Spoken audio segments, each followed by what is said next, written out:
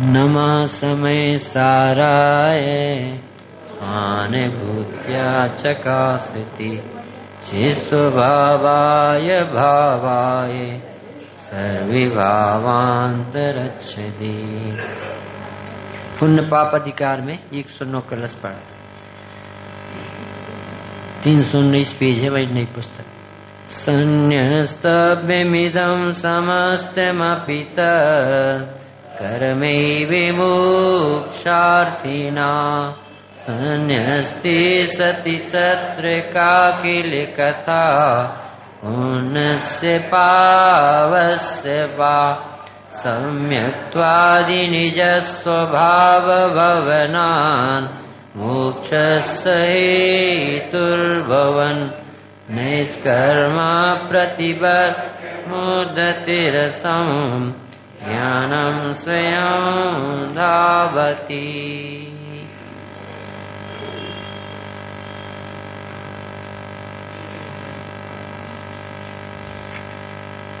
मोक्षार्थिनाम इदम समस्तम अपि तत्कर्म एव संन्यस्तव्यम।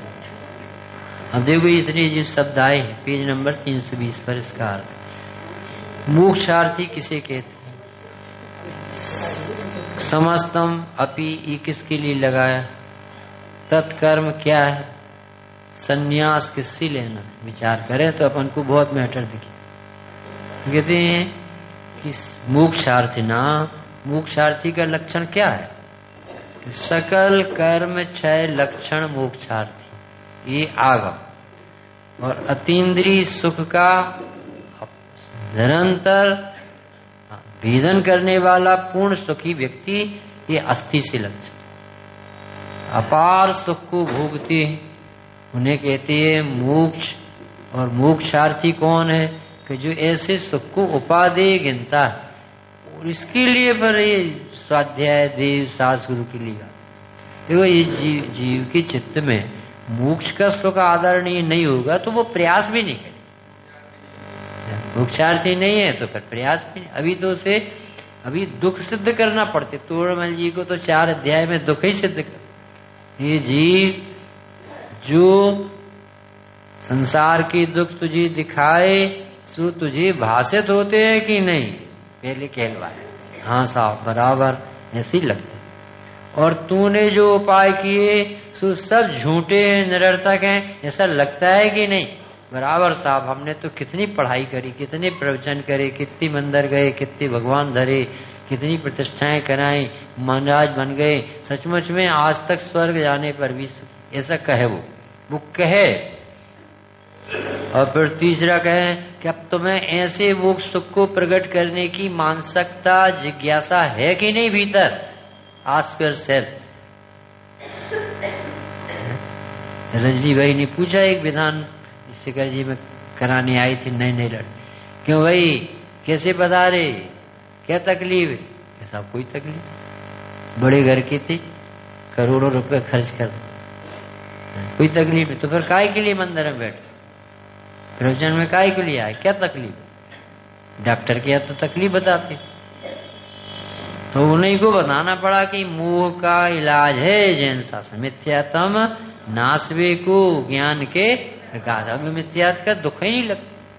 अभी कितना स्वामी जी इतनी 28 गाथा के बाद 29वीं गाथा में उस शिष्य कितना अच्छा होगा कि जो साहब आप निर्मम शुद्ध ज्ञायक बताते हो, ये बराबर समझ में आता है, पर ध्यान तो शरीर में जाता है और देह बुद्धि तो छूटते नहीं, हम करें क्या? कि छूट सकती है क्योंकि तू अलग द्रव्य है, ये अलग द्रव्य है। अगर वो देह बुद्धि मेरी चल रही है, वो पूछ रहा, इतने 28 गाथा हो और यहाँ कुछ लगते ही नहीं कि जैसे हमें कोई कष्ट, जैसे आत्मसात हो गए, ब्लड कैंसर जैसा है मिथ्या है। वो देखे तो दिख। तो अभी कहां से चालू किया? मोक्षार्थी नाम, मोक्ष कर्म 6 लक्षण, जिसमें तीनों प्रकार के कर्मों का अभाव, ये आगम हो, और जिसमें अतीन्द्रिय आनंद का फव्वारा फूटता है। पूर्ण सुख का नाम मोक्ष, दुख से छूटना कहो या पूर्ण सुखी होना कहो, इसे कहते हैं मोक्ष। और मोक्षार्थी जीव बैठना चाहिए मंदिर में। जिसे सचमुच में इसकी अभिलाषा, वैसे की अभिलाषा, धन की अभिलाषा, अनुकूलता की अभिलाषा तो बिना पढ़े लिखे को, मैत्रानी को भी हुई, और जैनी भी यही अभिलाषा लेके मंदिर में आए बैठे, तो काय के लिए ज्ञान मिल रहा है। बहुत दुर्लभ लगना चाहिए जिनवाणी और ये प्रगट ज्ञान और दीवसास गुरु का मिलना, बहुत दुर्लभ। सब मिल जाए परंतु आपकी प्राप्त पूंजी है ना जो ज्ञान और ये विशुद्धि और देवसास गुरु, ये मिलना बहुत दुर्लभ। कदाचित देवसास गुरु भी मिल जाए पर उनको देखने की आंख नहीं खुली।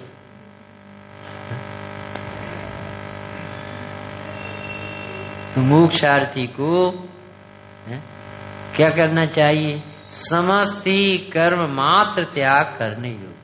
अब कर्म क्या है? कि कर्म है पाप पुण्य कर्म तदिदम, जो पहले अपन चर्चा कर चुकी थी वे कर्म है। अब इनका क्या करना चाहिए? संन्यास लेना चाहिए, पूरे कर्म छोड़ने की मानसिकता। अपन कैसी मानसिकता बना के आते? पाप से थक गए तो पुण्य की भावना लेके आए, चलो मंदिर चले थोड़ी देर अच्छा लगे, तो ये तो पुण्य को उपादेय कर लिया। या पाप से तो थको पर पुण्य कर्म से भी थक कर और अपूर्ण जिज्ञासु भाव से निष्कर्म अवस्था प्राप्त करने का मानस हो तो फिर वो वीर काम करे। समझना भाई, एक बहुत बड़ा उद्देश्य है यहाँ आने का, है ना? ये कोई सामान्य जगह नहीं है, समोसरण कहलाता मंदिर। और ये नहीं सोचना कि कोई कपड़े वाला पड़ रहा, ये निर्ग्रंथ दिगंबर कुंद कुंद और अमृतचंद भगवान की वाणी खिर रही, ऐसा सोच के बैठना। इतनी ऊंची बात लगे। स्वामी जी जब कहते थे ये बात भगवंतों ने कही तो एकदम उन्हें वो पूरा समोसरण दिखता, कितने बड़े पुरुष ने कही है। विश्व में सर्वोत्तम पुरुष का नाम है अनंत भगवान, सिद्ध भगवान। उनकी दिव्य देशना में गर्जी हुई बातें है, महापवित्र बात है, महा उत्कृष्ट बात है, महान सुख की प्राप्ति के लिए भगवती आराधना चलता था तो उसमें निकला था कि ये महाव्रत आदि यानी पापों से चित्त जिनका फट गया है और महाव्रत आदि लेकर जो अपना महामांगलिक काम करने आए तो बोलते थे कि महाव्रत तो महापुरुषों के द्वारा महान सुख की प्राप्ति के लिए धारण की। भाषा देखो कितनी, उन्हें महाव्रत पर वजन नहीं देना है, महान सुख का लक्ष्य लेके बैठा है जो जंगल में। इदम समस्तम अपि, सारे ही तत्कर्म, जो कर्म तत्कर्म यानी जो पहले कह चुके हैं पाप पुण्य कर्म, उनको त्याग करने का मन बनाना। पहली क्लास में पाप पहले छूटेगा कि पुण्य छूटेगा ये नहीं बता रहे, दोनों कर्म कर्म है धर्म नहीं है। ये श्रद्धा पहले दिन करने योग्य, पहले दिन यानी आते ही कौन सी श्रद्धा करने योग्य है कि मुझे तो मोक्ष दशा ही चाहिए, छूटना चाहता हूं समस्त दुखों से। कर्म मात्र त्याग करने योग्य। संन्यास्ते सती तत्र, जब संन्यास ही लेना है तो फिर तत्र कर्म पुण्य कर्म से लेना है कि पाप कर्म से? अरे कर्म ही मात्र से लेना है। खांसी भी है और टीबी भी है और पीलिया भी है, तो कौन सा रोग अच्छा है? एक हाथ रख ले एक हाथ छोड़ दे। वहां तो कहता है डॉक्टर साहब पूरा इलाज चाहिए, वहां मकान बेच दूंगा, पूरा समय दे दूंगा, न सीजन गिनता है न कोई बहाना बना। यहाँ कहते हैं कि भैया मंदिर में आए तो कुछ तो अच्छा हुआ कि नहीं, पाप छोड़े, आलू प्याज छोड़े, गंदगी छोड़ी, ये कुछ तो अच्छा हुआ कि नहीं। ये कहते हैं कि भाई कपड़ा मैला था तो साबुन लगा के पहन के निकल गए, ऐसा अच्छा लगे। कपड़ा में साबुन लगाना भी मैल ही है, जैसे वो मैल है ऐसे ये भी मैल है। संन्यस्ते सति तत्र पुण्य पावस्व किलका कथा, फिर पाप की कथा तो तुमने छोड़ी पर पुण्य की कथा में फंस गए। अब अच्छा लगता है मंदिर आओ, पूजन करो, स्वाध्याय करो, यहाँ चार लोग अच्छी से दान देते हैं, अच्छा लगता है, सब लोग प्रेम से मिलते एक दूसरे से। अब यहीं उसको घर जैसा लगे। पहले ब्रह्मचर्य लेके घर से निकलता है तो फिर एक वहां पे आश्रम बना लेता तो वो परिवार अच्छा लगने लगता। यानी जीव को अवलंबन चाहिए कोई ना कोई। एक जगह से निकालो तो दूसरी जगह फंस जाता। 3 दिन से ज्यादा नहीं रहने देते शहरों। क्यों? क्योंकि उन लोगों से राग होने लगे, फिर वो घर के जैसे लगने लगे, फिर उनसे वैसे व्यवहार होगा जैसे घर में होता। तो कोई भी कथा हो, चाहे पुण्य की कथा हो चाहे पाप की कथा हो, विकथा तो विकथ ही है, पराधीनता तो पराधीनता ही है, पराश्रितता में धर्म नहीं है। कर्म तो कर्म है, बहिर्मुक्ता तो बहिर्मुक्त ही है, बंधन तो बंधन है। बंध में निर्बंधता का स्वाद कहां से आ जाए? एक तो ये बात कही संन्यास लेने की बात, और दोनों को दो नहीं मानो, दो कहो नहीं, कर्म तो कर्म ही है, एक मानसिकता तो ये बनाई, समस्त कर्मों का त्याग किया जाता। फिर वहां पुण्य की कथा या पाप की क्या बात? कर्म मात्र त्याग है, तो फिर पुण्य अच्छा और पाप का बुरा, ऐसी बात को अवकाश ही कहा? ये रूप बहुत गहरा है सर। अपन को लगता है नहीं कि ये पुण्य, हम कहाँ मानते पुण्य, तो कर्म ही तो मानते, धर्म कहाँ? कि जो तुझे पुण्य के फल की अभिलाषा भले नहीं दिखती, पर उनकी उदय में जो प्रसन्न रहता है, उसका अर्थ है कार्य में प्रसन्न, यानी कारण तुझे चाहिए। ऐसा ऐसा नाप लगा। अनुकूलता अच्छी लगती है, अरे सब आदमी चाहते हैं हमारी घर गृहस्थी अच्छी चलती रहे, लड़का बच्चा व्यवस्थित रहे, खूब पढ़ाई हो, खूब अच्छे नंबर मिले, खूब नौकरी लग जाए, खूब धन कमाए। ये तो मंदिर में बैठते थोड़ी देर के लिए तो कहते हे दिन भर तो वही भोजन अच्छा मिले तो खुश, अनुकूलता से अच्छा कमरा मिले तो खुश, लोग हाथ जोड़े तो खुश। चाहता तो अनुकूलता ही है, धर्म कहाँ चाहता है? इनको बहुत करुणा आती है कि ये कर्म को धर्म मानता है, ये बहुत बड़ा जय। कर्म मात्र त्याग नहीं होगी, फिर पुण्य अच्छा और पाप बुरा, ऐसी बात को अवकाशी का। कर्म सामान्य में दोनों आ गए। ये अधिकार जब चालू किया था ना, तो उसे चांडालनी के पुत्र कहा था, एक चांडालनी की 2 पुत्र, तो वो दोनों ही कर्म ही तो है, चांडाली कहलाने के। असाता वेदनी का और साता वेदनी का, तो ये तो कर्म ही। शुभ का साय और अशुभ का साय, प्रशस्त राग और अप्रशस्त राग। राग तो राग है, मंद का साय और तीव्र का साय। तो कौन सी का साय? कौन सा बंद अच्छा? जो 2 चोर घुसे और एक ने पिस्तौल लड़ा के धन मांगा और एक ने प्रेम से धन मांगा, तो कौन सा चोर अच्छा है? एक प्रेम से कह रहा है कि भैया दे दो चाबी, सेठ जी अपनी जान बची रही ने तो लाखों पाए, अपन कमा लेंगे, फिर ले तो जान दे लोग। पैसा प्रेम से ले गया, बताओ कितना अच्छा चोर आया। अब सवेरे लोगों ने पूछा कि क्या हो गया, कि चोरी हो गई, कि कौन ले गया, कि उसमें 2 बहुत खतरनाक थे और 2 बहुत अच्छे। तो 2 ने इतने प्रेम से हमसे पैसा मांगे, हमें तो उनका व्यवहार अच्छा लगा। ऐसी दशा है इस जीव की, अभी समझ में नहीं आता। जरा सा ऊपर उठा स्वर्ग गया, ऐसा लगता है जैसे हमारा धर्म का फल आ। ये चारों गति विभाव का फल, ये समृद्धता है ना, धनाढ़पना, ये सब विभाव विराधना का फल है।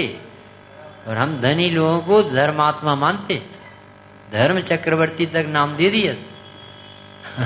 कितना बड़ा अब यानी छल अपने से ग्रहण कर, पैसे से नाप लगाना धर्म का।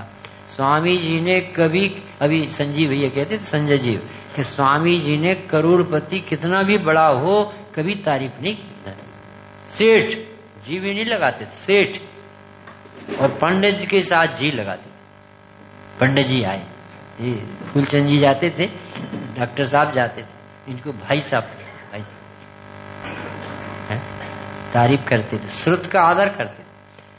ये हजारी लाल काका, सरमन लाल सरस, राजमल पवैया, इन सबको पहली सीट पे बैठा और बाद में पुस्तकें देते थे ओम लिख के पढ़ना, और वो सब अध्यात्म के प्रेमी बन गए।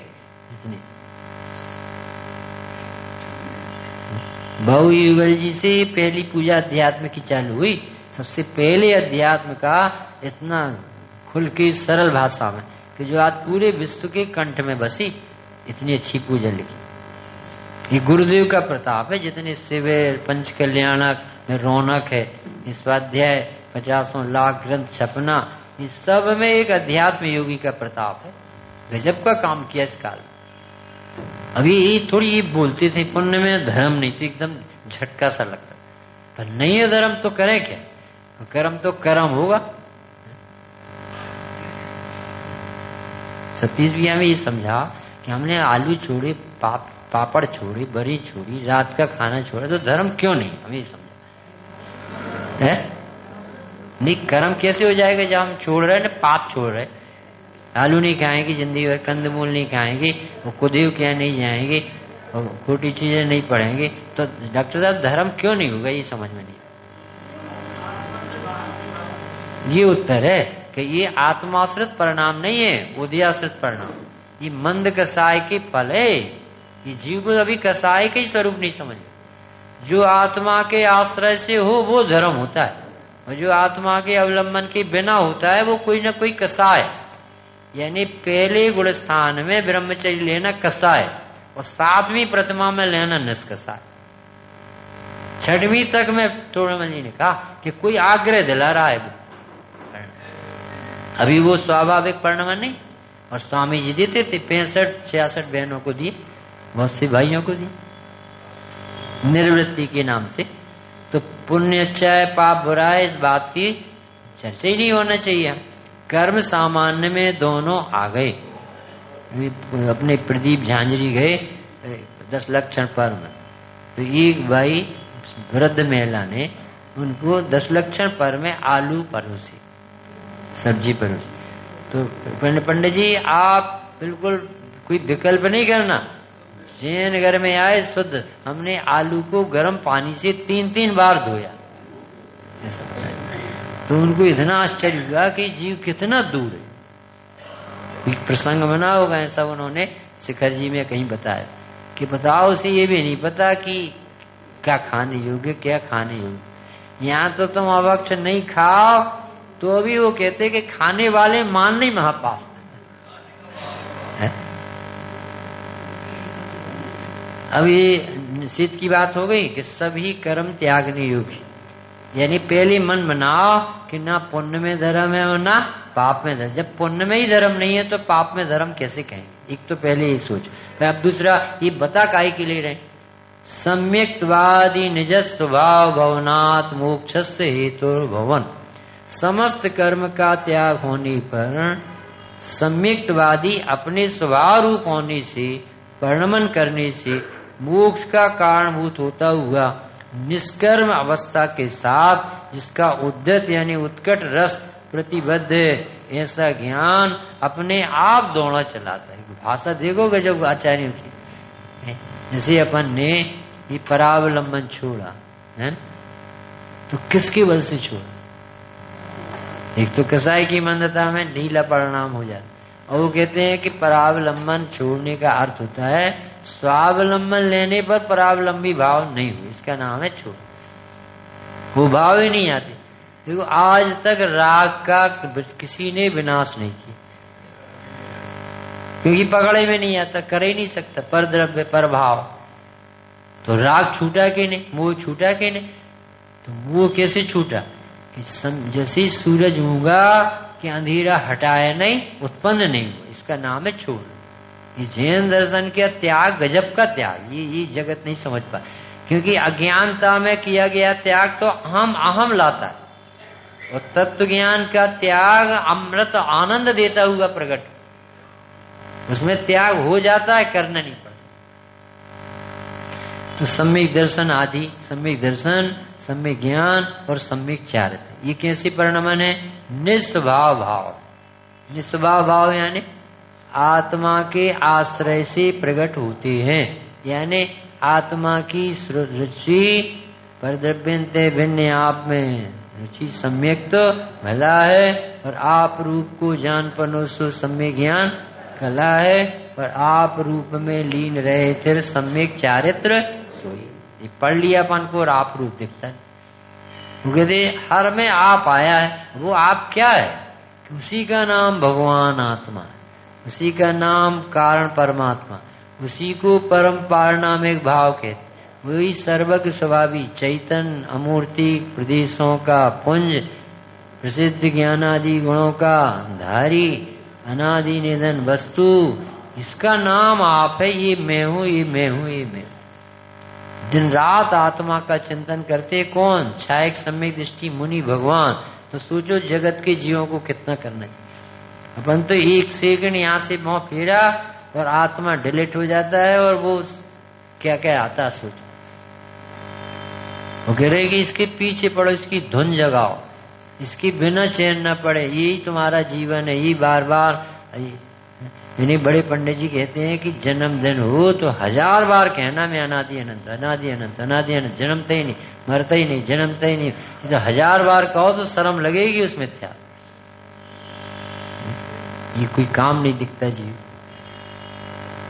ज्ञान से मोक्ष कहा है, ज्ञान से रत्नात्रय कहा है, परंतु सच पूछो तो भेद विज्ञान से है। क्योंकि जीव भेद ज्ञान और ज्ञान में क्या अंतर है कि ज्ञान तो जान लेने का नाम है और भेद विज्ञान निरंतर अभ्यास करते रहते जानने के। क्योंकि तुझे हर समय एक एक पल बाद औदिक भाव होंगे विचित्र, उनसे निपटाना। अभी तो देह की अवस्थाओं से स्वामी जी ने भेद विज्ञान किया। मैं ब्राह्मण नहीं, क्या कहते, मैं बालक नहीं हूँ, मैं वृद्ध नहीं हूँ, मैं युवा नहीं हूँ, मैं नारकी नहीं हूँ, मुझे रोग नहीं है। ये कितने बार कहा? 5 रत्न की गाथा है। मैं बाल नहीं, मैं वृद्ध नहीं, मैं युवा तिन कारण नहीं, करता नहीं, कार्यता नहीं, कर्तानुमंता मैं नहीं। अभी इसी से नहीं निकल पाता। करी करे देह में निज पहचान, तन परिणति में आपू चितार, कबहू न अनुभव स्वपद। इसी में से निकलना कठिन। निकल भी आए सोच में, क्योंकि भेद विज्ञान तो एक ही साथ होगा। जिस क्षण आत्मा अपनी लगेगी उसी क्षण देह कर्म राग तीनों कर्म बाहर दिखे। और जब तक आत्मा आप में अपन अपन नहीं है तब तक इनमें अपनापन आता ही आता है, भले पकड़ में ना है। मैं राग नहीं, मैं द्वेष नहीं, मैं मोह तिन कारण नहीं, करता नहीं, कार्यता नहीं, कर्तानुमंता भी नहीं। और मैं मार्गणा नहीं, गुणस्थान नहीं, मैं जीव समास नहीं, मैं क्रोध नहीं, मैं मान नहीं, मैं माया नहीं, मैं लोभ नहीं, मैं तिन कारण नहीं, करता नहीं, कार्यता नहीं, कर्तानुमंता भी। 5 तरह से। और इनका नाम अमृत पद्म प्रमलधारी देव ने पंचरत्न गाथा लिखी, इसमें सब आ गया। वो बहू जी कहती थी कि 14-15 गाथा में पूरा समय सार आ गया। स्वामी जी कहते थे 11वीं गाथा 6वीं गाथा में पूरा समय सारा। क्या रह गया बता? सब जीवों के जो प्रश्न उठते हैं ये 5 बोलों में गर्भित है। अब बंधे हम तो घर गृहस्थी है, कभी घर गृहस्थी से, कभी द्रव्य कर्म से बंधा, कभी देह से बंधा। तो अबाध एक बोल में सबसे निपटा दे। स्पर्श से छूता भी नहीं। पर गतियों की प्रश्न उठते, अरे अभी मनुष्य गति में, देव गति में जाएंगे, नरक गति में कैसे सहेंगे? अनन्य अन्य गतियां होती हैं, उसमें आत्मा न्यारा रहता है। अविशेष अभी आत्मा में अनंत अनंत गुण। रात्रि में निकला कर्णान युग कि भाई कर्णान युग में ऐसे कथन किए जाएंगे कि तुम्हें केवल ज्ञान गम्य बातें चलेंगी।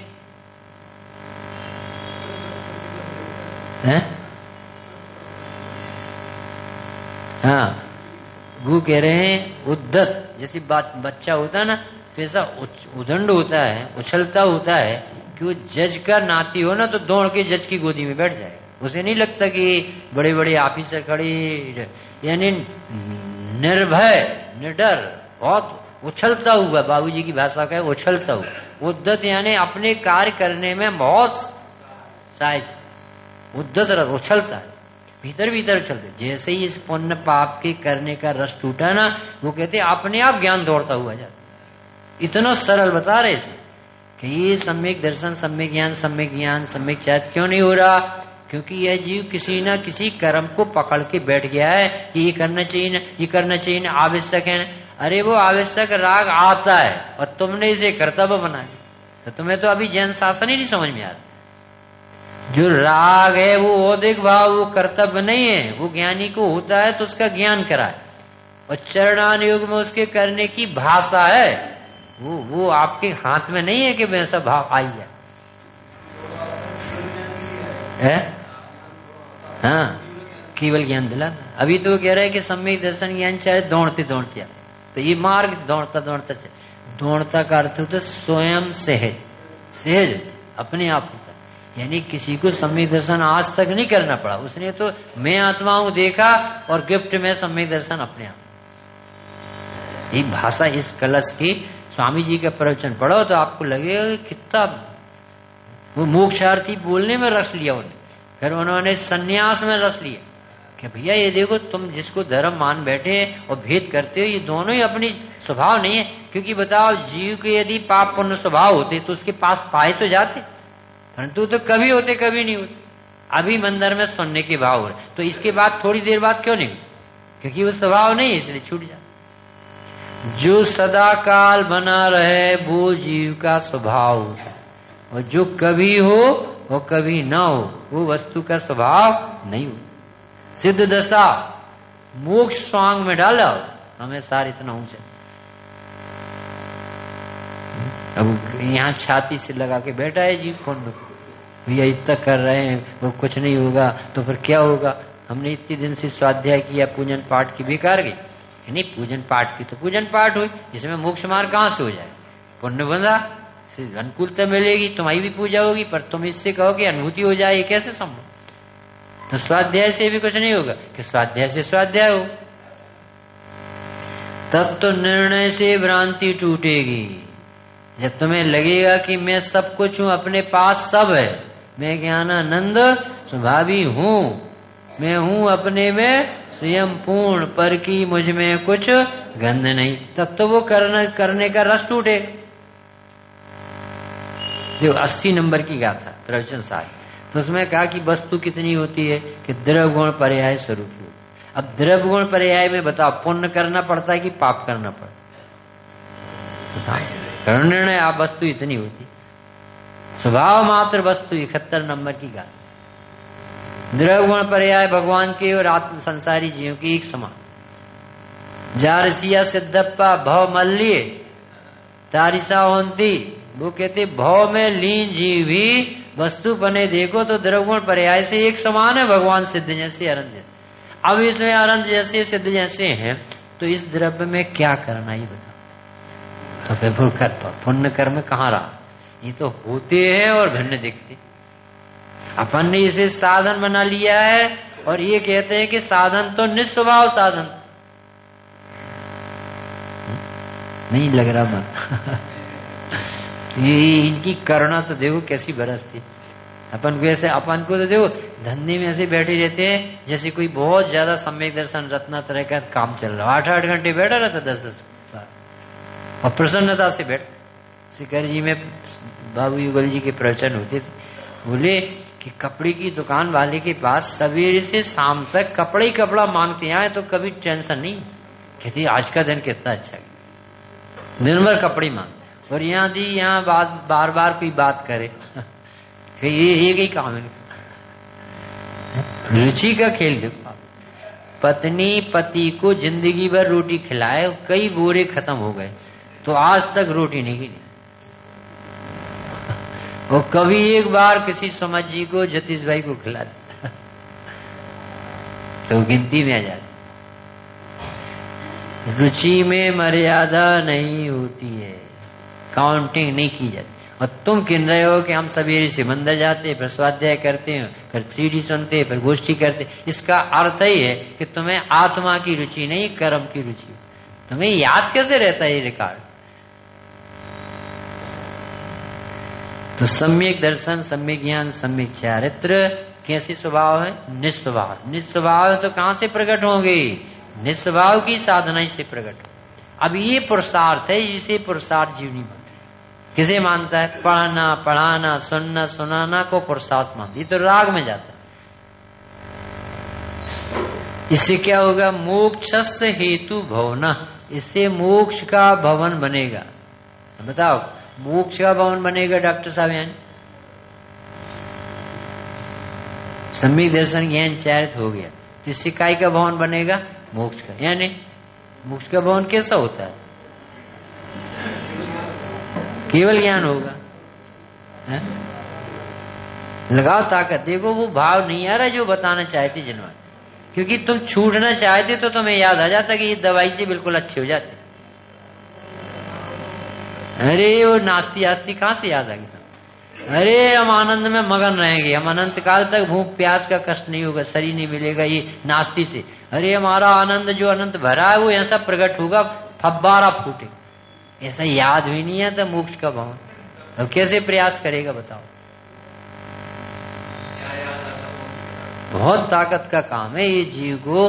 गहरी अरुचि पड़े दो अपने बीरन जी चले गए तो वो कहते थे, रंजन भैया हम जगह जगह जाते तो ऐसा लगता है कि बहुत दूरी है, बहुत दूरी। अपने मुमुक्षुओं के लिए कहते थे, जो बेचारे निमित्त को कर्ता मानते, व्यवहार में धर्म मानते, क्रिया में प्रसन्न, उनकी चर्चा नहीं बोले। जो गुरुदेव के पास बैठते हैं इनकी हालत देखो तो कभी द्रव्य के बारे में परिपूर्ण निर्णय नहीं है तो वहां कमी दिखती, कभी प्रयास करता है तो कहाँ करता है उसमें कमी दिखती। कहीं गुरुदेव का ही पक्ष आ गया, समय सारी का पक्ष बना के बैठ गया, बोले अपने में बहुत कमी दिखती है। और यशपाल जी आते थे तो वो तो ये कहते थे कि ऐसा लगता है कि मैं चक्रवर्ती होता तो 96,000 रूप बना के सब मंदिरों में चला जाता और सबको जगह। ऐसे ऐसे भाव आते थे।